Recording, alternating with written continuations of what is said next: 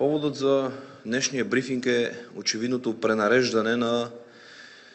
програмата на Народното събрание и на дневния ред на Народното събрание, съобразно с пренареждането на дневния ред на обществото. За съжаление, в последните години, месеци и дни виждаме, че тъй наречената война по пътищата отнема все повече и повече човешки животи, невинни човешки животи. За съжаление, това сякаш не трогва законодателния орган, който би следвало много отдавна и преди много време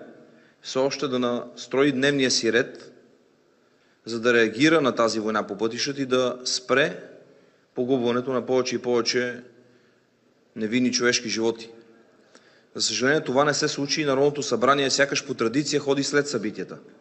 Нещо, което е характерно за цялата държава. И едва днес ние чухме, че очевидно се прави един опит в Правна комисия, при вече обявен дневен ред, който включва в 2 точки само приемане на правилника на Правната комисия и точка разни, да бъдат разгледани в спешен порядък част от внесените законопроекти, касаещи санкциите за убийства на пътя, най-общо казано. Ние от ВЪЗРАЖДАНЕ виждаме, че народното представителство за пореден път и в пореден парламент се прави, че не забелязва законодателните промени в Наказателния кодекс, касаещи престъпленията против транспорта, които ВЪЗРАЖДАНЕ внася в 47-то Народно събрание,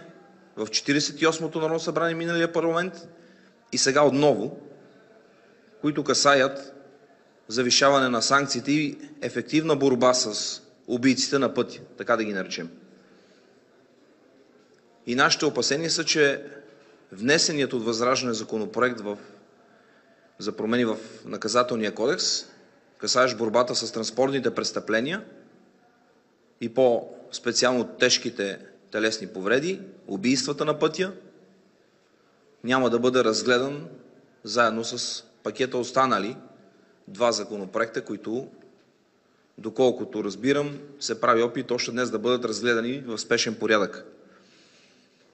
Макар и останалата част от народното представителство да се прави в поредно Народно събрание, че законопроекти на ВЪЗРАЖДАНЕ не съществуват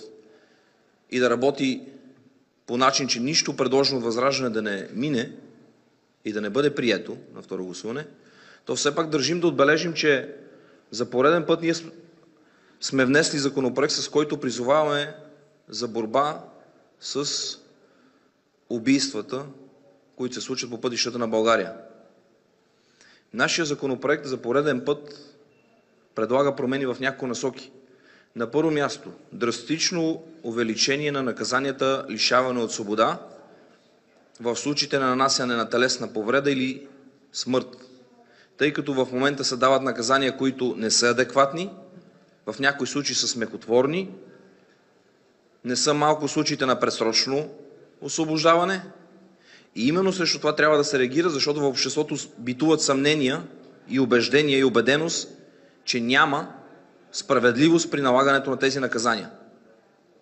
И е необходимо при такива убийства, каквото видяхме само преди дни, на 2 души, 2 млади човешки живота, които си заминаха, следва да чуем призивите на обществото да завишим драстично тези наказания. В противен случай чувството за безнаказаност в извършителите ще продължава да вирее. Другото наше предложение, което олицетворява ефективна борба с убийствата на пътя, е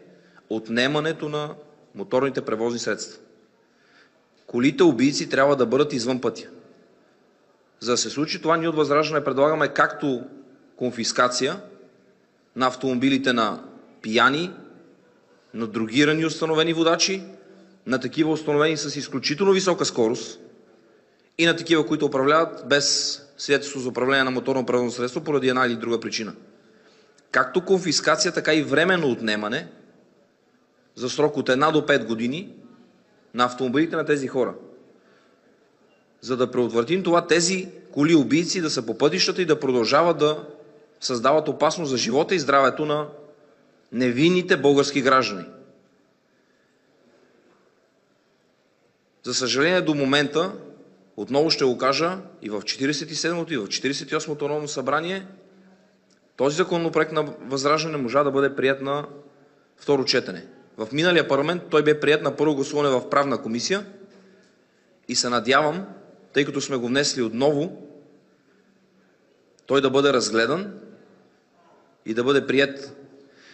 тъй като не съществува никакъв друг ефективен инструмент за борба срещу убийците на пътя, срещу хората, които се чувстват безнаказани, срещу хората, които карат с изключително висока скорост както в градовете, така и извън населените места, срещу хората, които карат след употреба на алкохол, наркотици или други упойващи вещества, срещу хората, които карат без да имат средство за управление на МПС или такова, след като им е било отнето.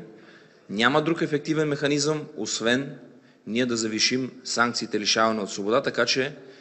когато, не дай си Боже, се случи убийство на пътя,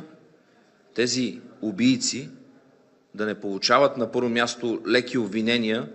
за убийство по непредпазливост, както се случи в поредния случай само преди дни, така и да не получават условни присъди.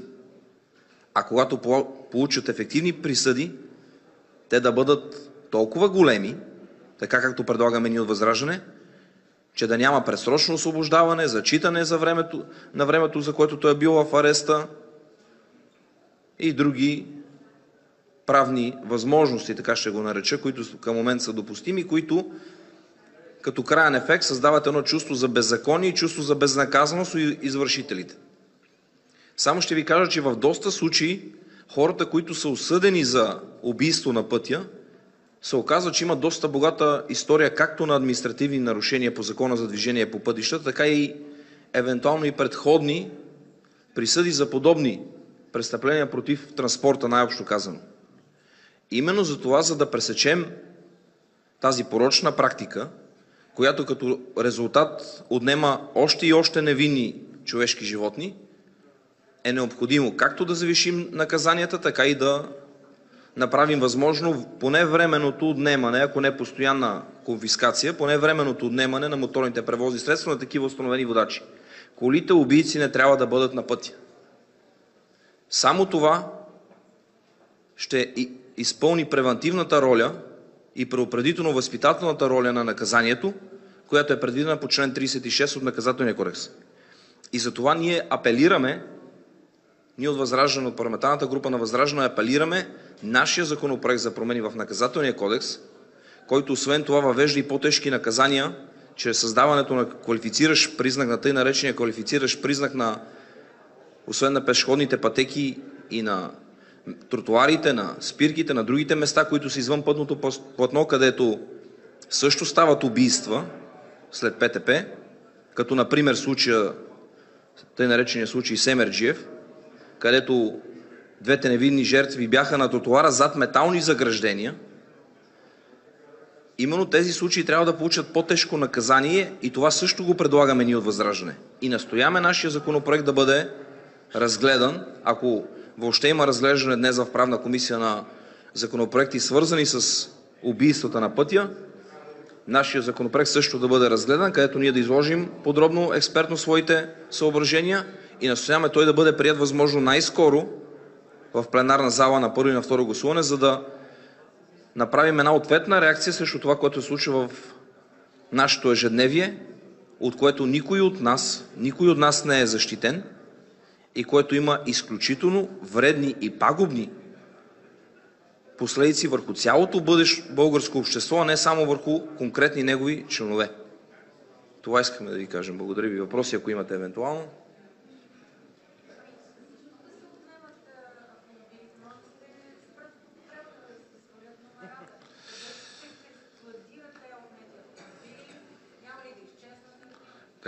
На първи въпрос,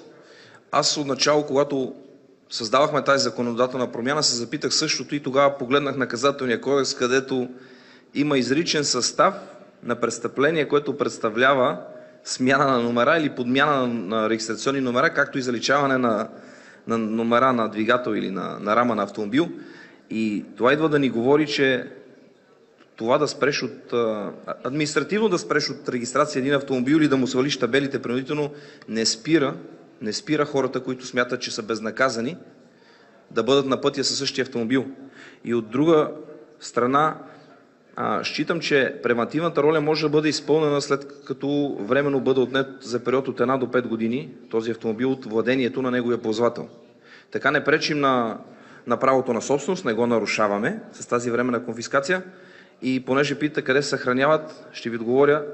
ще се съхраняват точно там, където и в момента се съхраняват временно отнетите автомобили по различните досъдебни производства. На същите места.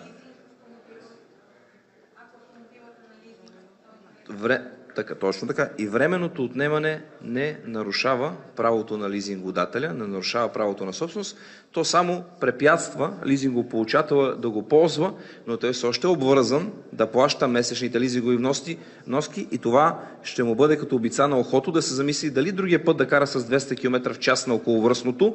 или да кара след 3 промила алкохол, или да кара след коктейл от няколко субстанции и да убие някой невинен човек. Замислете се кое е по-важно, дали обществения интерес или неговите лизингови вноски няколко стоти лева на месец, и мисля, че всички ще си отговорим на този въпрос така, както е редно.